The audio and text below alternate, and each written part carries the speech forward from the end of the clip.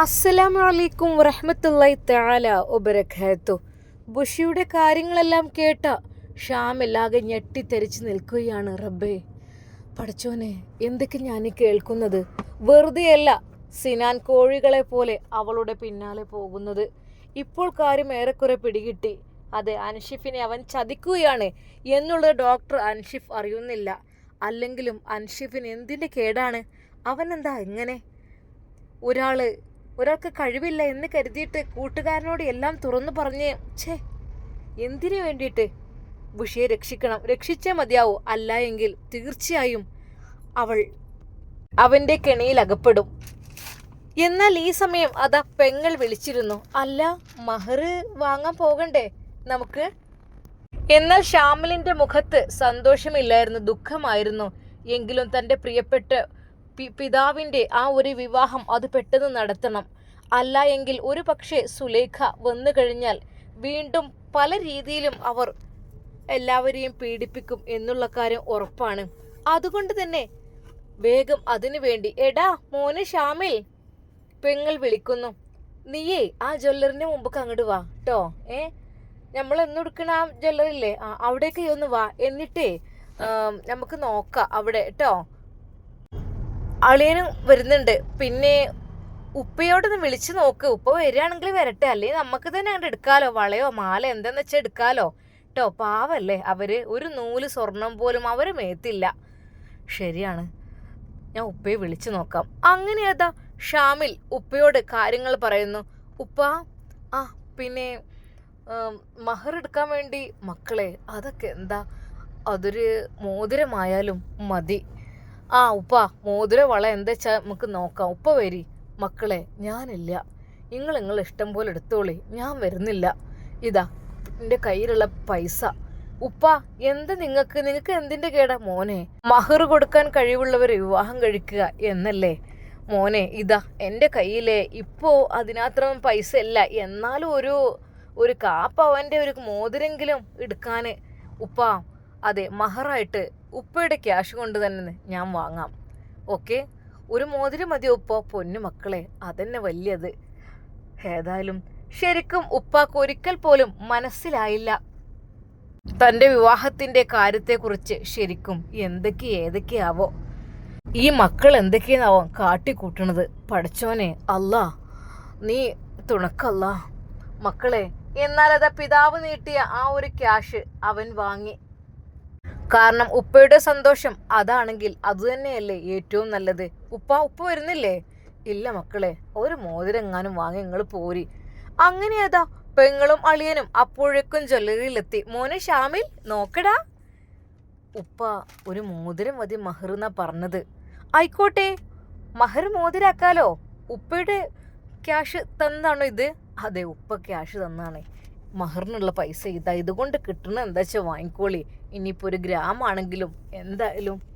പക്ഷെ ഞാൻ നിരസിച്ചില്ല. കാരണം ഉപ്പാക്കുണ്ടാവില്ല ആഗ്രഹം. കാരണം നമ്മൾ മഹർ കൊടുക്കാൻ കഴിവുള്ള ഒരു വിവാഹം കഴിക്കാൻ നമ്മൾ ഉപ്പ വിചാരിക്കുന്നുണ്ടോ ഉപ്പാൻ്റെ കയ്യിലുള്ള ക്യാഷ് കൊണ്ട് തന്നെ വേണം എന്നുള്ളത്. എന്തൊക്കെ തന്നെയായാലും ഞാൻ അതങ്ങ് വാങ്ങി പോന്നിട്ടുണ്ട്. ആയിക്കോട്ടെ, ഉപ്പാൻ്റെ ആഗ്രഹം പോലെ തന്നെ ആയിക്കോട്ടെ. അങ്ങനെ അതാ ഉപ്പ പറഞ്ഞത് പ്രകാരം ഒരു മോതിരം നോക്കുകയാണ്. മോതിരം പല രീതിയിലുള്ള മോഡലുകളിലൊക്കെ ഉണ്ട്. അതൊക്കെ ഒന്ന് നോക്കി. ഒരു 1/4 പവൻ വരുന്ന ഒരു മോതിരം, ഒരു 3-4 ഗ്രാം അത്ര ഉണ്ടാവാൻ ചാൻസ് ഇല്ലേ ക്യാഷ്. ഉള്ളതിനനുസരിച്ചിട്ട് 3 ഗ്രാമിൻ്റെ മോതിരം എന്നാ എടുക്കാം. അങ്ങനെ ഏതാ ഉപ്പയുടെ ആഗ്രഹപ്രകാരം ഒരു മോതിരം എടുക്കുന്നു. എന്നാൽ അപ്പോൾ തന്നെ ഷാമിൽ പറഞ്ഞു, ഇതെങ്ങനെയുണ്ട്? ഇത് ആന്റിക് മോഡലാണ്. ഇത് നോക്കടാ, ഇങ്ങോട്ട് നോക്ക്, ഇത് സെറ്റായിട്ട് വരുന്നതാണ്. അല്ല ഷാമിൽ, സത്യം പറഞ്ഞാല് നീ മാലന്റെ കളക്ഷൻസിന്റെ അടുക്കൊക്കെ കൊണ്ടുവന്നിട്ടുണ്ടല്ലോ. ഇതൊക്കെ ഓരോ സെറ്റാണ്. അടിയത്ത് 4 പവന്, അതിന്റെ മുകളിലുള്ളത് 2, അതിന്റെ മുകളിലുള്ളത് 1 എന്നുള്ള രീതിയിൽ ഏകദേശം ഒരു 8 പവൻ 9 പവനൊക്കെ വരുന്ന സെറ്റുകളാണ് ഇതൊക്കെ. അപ്പൊ ഇതും കുഴപ്പമൊന്നുമില്ല, കാണാൻ നല്ല ലുക്ക് ഉണ്ട്. ഇത് കണ്ടില്ലേ, താഴത്തത് ഏകദേശം ഒരു 3 പവനൊക്കെ വരുമായിരിക്കും. അതിന്റെ മുകളിലുള്ളതും അങ്ങനെ ആയിരിക്കും. ഇത് കണ്ടോ, ഇത് നല്ലൊരു എന്താ പറയാ, ഇങ്ങനെ ഒരു ടൈപ്സിലുള്ള പഴയ കാലത്തൊക്കെ ഉള്ള ടൈപ്സിലുള്ള ചെയിൻ കണ്ടോ, ഇങ്ങനെ മണിമാല ആയിട്ട്. അതിൻ്റെ മോഡൽ പോവാറില്ലല്ലോ. ആദ്യമേ നല്ല അടിപൊളി ലുക്കാണ്. മണിമാല നല്ല അടിപൊളി സംഭവമാണ്. ഇതെങ്ങനെയുണ്ട്? കുഴപ്പമില്ല. എന്താ കുറച്ച് പഴയ മോഡലാണ് നോക്കുന്നത്. മണിമാല എന്ന് വെച്ചാൽ മോഡൽ പോകില്ല. അത് അന്നും ഇന്നൊക്കെ ഒരുപോലെ ഉണ്ട്. ഇതെങ്ങനെയുണ്ട് നോക്കിക്കേ, സിമ്പിളായിട്ട്. ഇതും കുഴപ്പമൊന്നുമില്ല. അല്ല, അവരിപ്പോൾ ഈ മോഡലൊക്കെ എടുത്തിട്ട് ഇടുവെന്നാവോ? അതിനെന്താ, അവരിതുവരെ മണവാട്ടി ആയിട്ടുണ്ടോ? ഇല്ല, അവർക്ക് ആദ്യത്തെ വിവാഹമല്ലേ. എന്തൊക്കെ തന്നെ നമ്മൾ ഒരു കുറവും വരുത്തണ്ട. നമുക്ക് നല്ല രീതിയിൽ തന്നെ അവർക്ക് ഇങ്ങനെ ഒരു മാല അങ്ങ് സെറ്റാക്കി കൊടുത്താലോ? ഇതെങ്ങനെയുണ്ട്? അടിപൊളിയല്ലേ? ഇതൊക്കെ സംഭവം നല്ല ലുക്കായിരിക്കും ഇട്ടാല്. എന്നാൽ ഈ മോഡലാക്കിയാലോ നമുക്ക്? അതല്ലേ എങ്ങനെയാണ് ഉദ്ദേശിക്കുന്നത് ഷാമിൽ? അതിനൊക്കെ നിനക്ക് പൈസ ഉണ്ടോ? ക്യാഷൊക്കെ ഉണ്ടാക്കിയുണ്ടാവൂലേ? പക്ഷേ ഉപ്പാൻ്റെയും ആ ഒരു ഉമ്മയുടെയും വിവാഹം നമുക്ക് നല്ല രീതിയിൽ നടത്തണം. അതായത് ഒന്നുമല്ല, അവരെന്ന് വെച്ചാൽ വളരെയധികം ഒരു പാവമാണ്. നമ്മൾക്കൊക്കെ വേണ്ടി മക്കളെ കാര്യത്തിലൊക്കെ ഒരുപാട് സേവനം ചെയ്തതാണ്. പിന്നെ ഉപ്പയുടെ ഒരു ആഗ്രഹത്തിന് മഹറായിട്ടൊരു മോതിരം എടുക്കുകയാണെങ്കിലും ബാക്കി ഇടാനുള്ള സ്വർണം, ഗോൾഡുകൾ, കാര്യങ്ങളൊക്കെ നമുക്ക് ഇവിടെ നിന്ന് എടുക്കാലോ. എന്താ, ഇഷ്ടപ്പെട്ട രീതിയിലുള്ള കളക്ഷൻസ് ഒക്കെ ഇവിടെ ഉണ്ടല്ലോ. അവർ ഇട്ടില്ലെങ്കിൽ നമ്മളൊരു സമ്മാനമായിട്ട് നൽകുക. അപ്പോൾ ഉമ്മാക്ക് നല്ല ഗോൾഡൊക്കെ വാങ്ങാനുള്ള അതെ. അതെങ്ങനെ? എൻ്റെ അക്കൗണ്ടിലേക്ക് കുറച്ച് ക്യാഷ് വന്നിട്ടുണ്ട്. ക്യാഷോ? അതൊക്കെയുണ്ട്. എന്നാൽ എത്ര വരും? ഇതിപ്പോൾ കുറച്ച് കുഴപ്പമില്ലാത്ത ഞാൻ കാര്യങ്ങളൊക്കെ എൻ്റെ ഇവരോട് പറഞ്ഞിട്ടുണ്ടായിരുന്നു. ആരോട്? മനസ്സിലായി.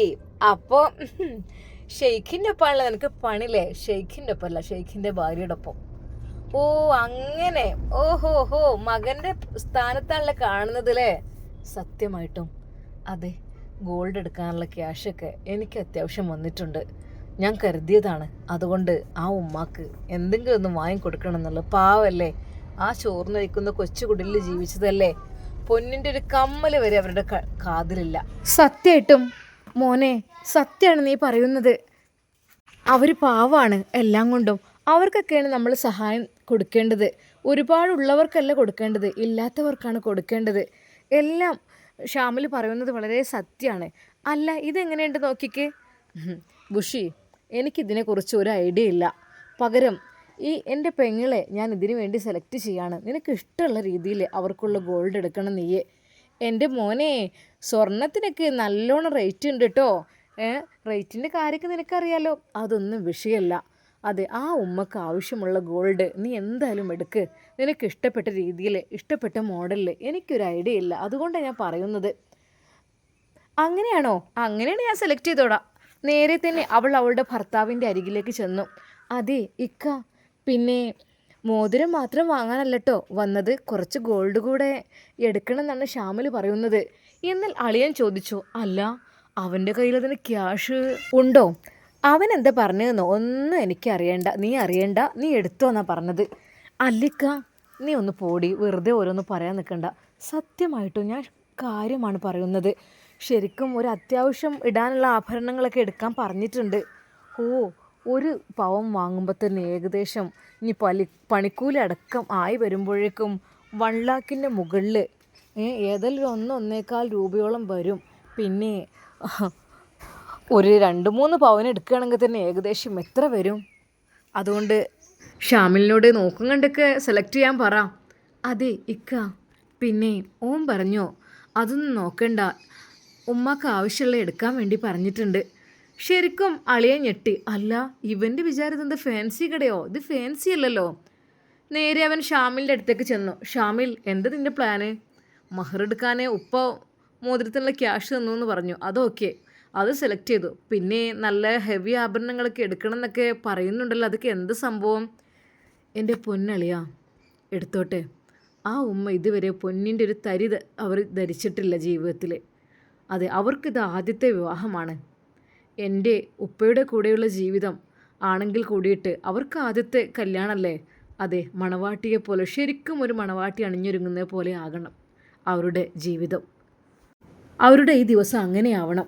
ശരിക്കും ഷാമിലിൻ്റെ വാക്കുകൾ കേട്ട അളിയൻ, അതൊക്കെ ഓക്കെ, അണിഞ്ഞൊരുങ്ങുന്നതിന് പ്രശ്നമല്ല. അതെ, ഇത് ജ്വല്ലറിയാണ്, ഗോൾഡിൻ്റെ ജ്വല്ലറി. നമ്മൾ ഈ ഒരു രീതിയിൽ ഇവിടെ വന്നിട്ട് നമ്മൾ ഫാൻസിന്ന് വാങ്ങുന്നത് പോലെ സെലക്ട് ചെയ്യാൻ പറ്റൂലല്ലോ. എന്നാൽ അളിയൻ്റെ കൈ പിടിച്ചുകൊണ്ട് പറഞ്ഞു, അളിയ, അതിനുള്ള ക്യാഷൊക്കെ എൻ്റെ മേഡം അതായത് എൻ്റെ അറബിച്ചി എനിക്ക് ഇട്ട് തന്നിട്ടുണ്ട്. ആണോടോ? സത്യം പറ. സത്യമായിട്ടും അതെ, അജ്വ ഈത്തപ്പഴത്തിൻ്റെ നല്ലൊരു ലാഭം ഇത്തവണ അവർക്ക് ലഭിച്ചിട്ടുണ്ട്. ഞാനായിരുന്നു അത് കൊണ്ട് നടന്നിരുന്നതൊക്കെ, ഞാനായിരുന്നു എൻ്റെ കാര്യങ്ങൾ. ഇപ്പോൾ കുറച്ച് മാസമായിട്ട് ഞാനിവിടെ, പക്ഷേ നല്ലൊരു തുക അതിന് ലഭിച്ചെന്ന് പറഞ്ഞു ഇത്തവണ. പിന്നെ അതിൻ്റെ നല്ലൊരു വിഹിതം തന്നെ എനിക്ക് കിട്ടിയിട്ടുണ്ട്. അതുകൊണ്ട് ഗോൾഡ് എടുത്തോട്ടെ ഇഷ്ടമുള്ള പോലെ. പിന്നെ കൂട്ടത്തിൽ എൻ്റെ 3 പെങ്ങന്മാർക്കും വാങ്ങണം ചെറുതായിട്ട് എന്തെങ്കിലും.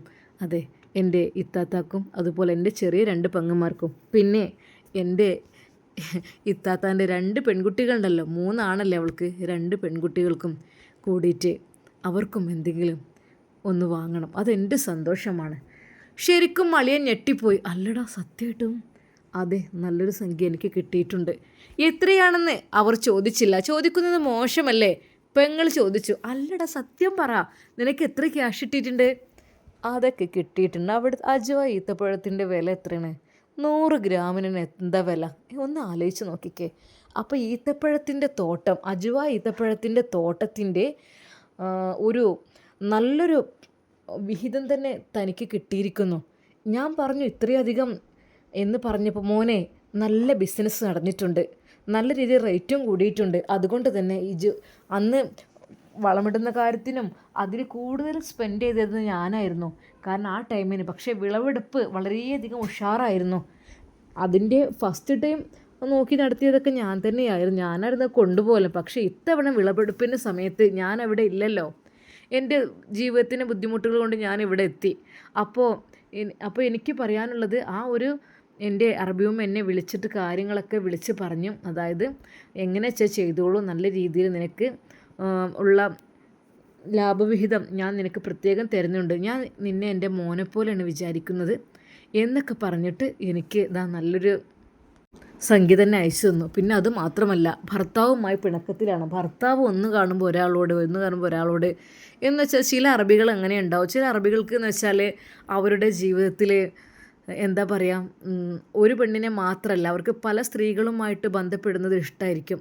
അവർക്ക് അവരുടെ 4 പേരെ വിവാഹം കഴിക്കാമെന്നൊക്കെ തന്നെയാണല്ലോ. പക്ഷേ എങ്കിലും ചില അറബികൾ എല്ലാവരും വിശ്വസിക്കാൻ പറ്റില്ല. ഇപ്പം നമ്മൾ അറബ് നാടാണെന്ന് വിചാരിച്ച് ഒരു തെറ്റും ചെയ്യാത്തവരൊന്നും ഉണ്ടാവില്ല. ഒരിക്കലും കുറ്റം പറയാനല്ല കേട്ടോ, ഉണ്ട്, നല്ല ആളുകളും ഉണ്ടാവും. പക്ഷേ അതിപ്പോൾ നമ്മളെ നാട്ടിലും ഉണ്ടാവുമല്ലോ. അപ്പോൾ നമ്മളൊരിക്കലും അവരെ കുറ്റപ്പെടുത്തുക എന്നതല്ല, പക്ഷെ അങ്ങനെയാണ്. അതുകൊണ്ട് തന്നെ മേഡത്തിന് വളരെയധികം വെറുത്തിട്ടുണ്ട് ഉമ്മുൽ ഖൈർ. അവർ പാവമാണ്, ഏത് സമയം ഇബാദത്തും കാര്യങ്ങളൊക്കെ ആയിട്ട് എന്താ ചെയ്യുക, ഭാര്യയായിപ്പോയില്ലേ. പക്ഷേ ഡൈവേഴ്സ് ചെയ്യാനൊന്നും നിന്നിട്ടില്ല. പിന്നെ മക്കളൊന്നുമില്ല. പിന്നെയെന്ന് വെച്ചാൽ എങ്ങനെയെങ്കിലും അജ്വ ഈത്തപ്പഴത്തിലാണ് അദ്ദേഹത്തിൻ്റെ കണ്ണ്. ആ ഒരു വലിയ തോട്ടം അത് അവർക്ക് സ്വന്തമാണ്. അതെങ്ങനെയെങ്കിലും അത് അവർക്ക് സ്വന്തമാക്കുക എന്നുള്ള ചിന്ത കൂടിയാണ്. അതുകൊണ്ട് തന്നെ പക്ഷേ ഇതുവരെ മാഡം വിട്ടുകൊടുത്തിട്ടില്ല. അപ്പോൾ എന്നോട് വിളിച്ച് എന്തെങ്കിലും ഇങ്ങനെ സങ്കടം പറയും. എന്നെ വിളിച്ചിട്ടൊക്കെ ഉണ്ടായിരുന്നു, ഞാൻ പോയിട്ടില്ല. എന്നാൽ പെങ്ങൾ അത് കേട്ടപ്പോൾ, മോനെ എന്നാൽ പോയിക്കൂടായിരുന്നു ഒന്ന്? എൻ്റെ പൊന്നിത്താത്ത, ആകപ്പാട് ടെൻഷനാണ് ഞാൻ. എന്ത് ടെൻഷൻ? ഇനി എന്താ, എളാമ പോയില്ലേ, പിന്നെ വേറെ ഉപ്പാക്ക് നമ്മൾ വീട്ടിൽ ഒരാളെ കിട്ടുകയും ചെയ്തു. ഇനിയിപ്പോൾ അവരെ നമ്മൾ ഉപ്പാക്ക് നിക്കാഹ് വെച്ചും കൊടുക്കണം. പിന്നെന്താ? അല്ല, ഞാൻ പറയുന്നത് എന്താണെന്ന് വെച്ചാൽ, ഞാൻ വന്നപ്പോഴേ ശ്രദ്ധിക്കുന്നു എൻ്റെ മുഖത്ത് എന്തൊക്കെയോ ഒരു വിഷമമുണ്ടല്ലോ, എന്തൊക്കെ പ്രയാസമുണ്ടല്ലോ, എന്ത് സംഭവം? പിന്നെ ഇത് കഴിഞ്ഞിട്ട് വേണം നിൻ്റെ കല്യാണം നോക്കാൻ. പിന്നെ വേഗം നമുക്ക് വേഗം എടുത്ത് പോവുക. പിന്നെ നിക്കാഹ് ദിവസം എന്തൊക്കെ പറഞ്ഞ് വെച്ചൊക്കെ സെറ്റാക്കി. നിനക്കെന്തൊരു ഉഷാറില്ലായ്മ? ഒന്നുമില്ല താത്ത, ഞാൻ എല്ലാത്തിനും റെഡിയാണ്. എന്നാലും ഉണ്ട്, എൻ്റെ മനസ്സിൽ എന്തോ ഉണ്ട്. ഇത് കഴിഞ്ഞിട്ട് വേഗം എനിക്ക് വിവാഹം നോക്കണം. അതെ, ഞാൻ ഇക്കാൻ്റെ ഒരു ആരും നിന്നെ പറ്റി ചോദിച്ചിരുന്നൊക്കെ പറഞ്ഞല്ലോ. പിന്നെ ഇക്കാൻ്റെ ഫാമിലിത്തെ ഒരു പെങ്ങളെ മോനും അങ്ങനെ മോള് അങ്ങനെ ചോദിച്ചിരുന്നു കേട്ടോ. അത് ഒരു ഹാജിയാരെ മോളെ കൊണ്ട് എന്നെ കൊണ്ട് പറഞ്ഞു എന്നൊക്കെ ഉപ്പ പറഞ്ഞിരുന്നല്ലോ. ഞാൻ പറയണേ, എനിക്കിപ്പോൾ എൻ്റെ കാര്യങ്ങൾ നോക്കണ്ട, ഫസ്റ്റ് ഉപ്പാൻ്റെ ഒന്ന് കഴിഞ്ഞ് റാഹത്താകട്ടെ, അതാണ് നല്ലത്. അങ്ങനെ അവർ ഗോൾഡെല്ലാം സെലക്ട് ചെയ്യുന്നു. കുഴപ്പമില്ലാത്ത രീതിയിൽ പെങ്ങൾ തന്നെ എല്ലാം കൈകളിലും കഴുത്തിലൊക്കെ വെച്ച് നോക്കി.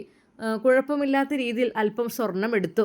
അതായത് കഴുത്തിലേക്ക് ഡെയിലി യൂസിന് ഒരു ചെയിനും പിന്നെ ഒരു നെക്ലേസും, പിന്നെ കുറച്ച് വളകളെ പ്രത്യേകം ഡെയിലി യൂസിന് പറ്റുന്നതെന്ന് സെലക്ട് ചെയ്ത് എടുത്തിരുന്നു അവർ. കാരണം എന്നും ഫാൻസി ടൈപ്സ് അങ്ങനെയുള്ള വർക്കുള്ളതാകുമ്പോൾ ഡെയിലി ഇടാൻ പറ്റില്ലല്ലോ.